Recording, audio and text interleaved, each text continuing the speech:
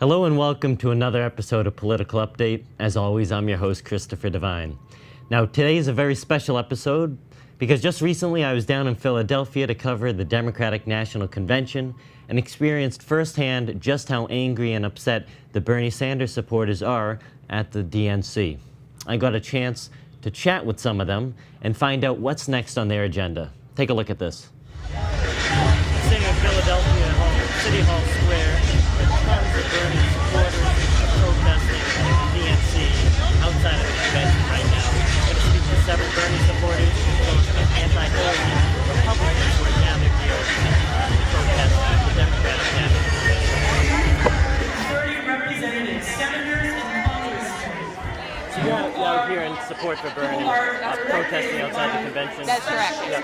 So I noticed the oligarchy sign, probably relating to your view of them kind of stealing it for Hillary. Yes, that's correct. Yeah. So does it make any difference that even without the superdelegates, Hillary still would have won with the 14 delegates from each state? It wouldn't make a difference. Superdelegates have this down.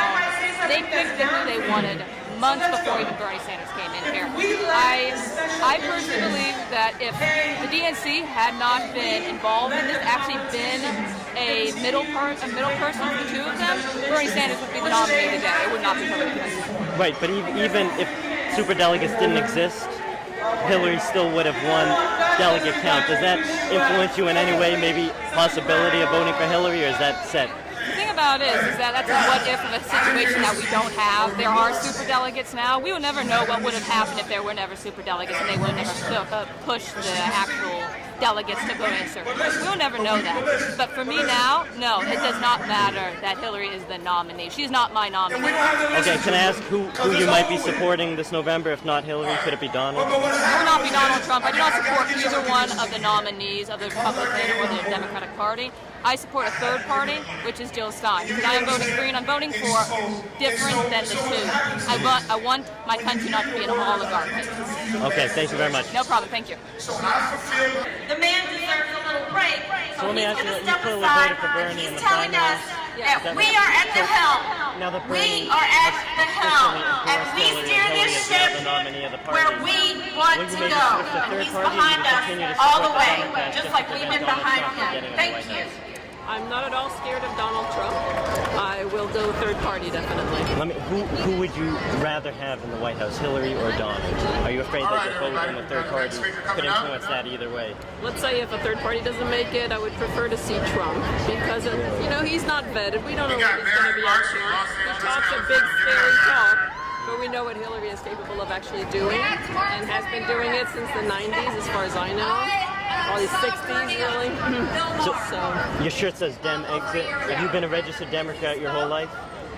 no, I was an independent for a little while when I was in Maryland, and then I decided I needed to vote in the primaries, so I switched to Democrat, but I wasn't crazy about being a Democrat. And is this election set for you? You're leaving the Democratic Party because of what happened? Yes, I think the Democratic Party is rotten from the core, and I don't think we can reform it from within. It's like trying to build a birdhouse on a dead tree, and the tree is rotten, it's about to fall. So, no point. Thank you very much. Thank you. that I want to share with you that's been bugging me for this whole primary. So I'm here with Creek Iverson. I'm a farmer from New York. from New York. Okay, and I noticed, you're sitting out here at City Hall Plaza, covered up Bernie sign, and the word Jill. Do you feel betrayed by Bernie that now he endorsed Hillary and it's kind of going against a lot of the things that he's been saying along the campaign trail? I don't feel at all betrayed by Bernie. Bernie has lit the most valuable spark that our country could have had. I worship Bernie and I thank him and praise him for what he's done. He had to make some kind of deal with the Democrats to run as a Democrat. He's been an independent all his life. And so I'm sure that what he's doing now is reflective of the guarantee that he made to the Democrats when he started to run, and also what he thinks is best for him to continue working towards the political revolution. He's given plenty of signs to his supporters like me to do what we think is best, and that is not to go his route and vote for Hillary. I mean, most of his supporters are not going to do that. They're just simply not. Yeah, he officially endorsed Hillary, now that she's the official nominee. Yeah. You think that he still doesn't want you to go with Hillary even after you came out with his speech and basically radical, independent, and socialist all his life, I don't think that his endorsement of Hillary is very genuine. I think, like I said, it was a practical step. He had to do it for one reason or another.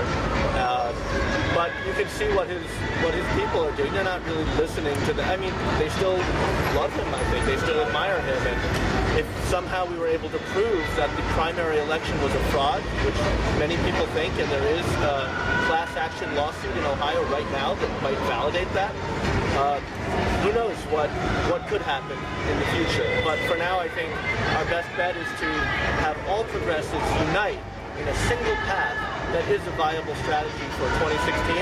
And I think that the Green Party, who is able to be elected in most states you're able to vote Green Party for president, that's our most viable option.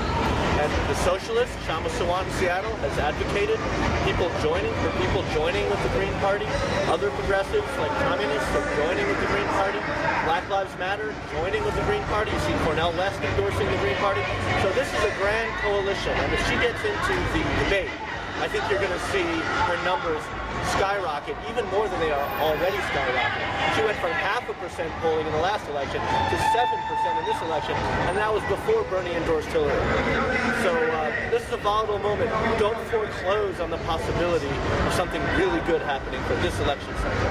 Okay, thank you very much. Thank you.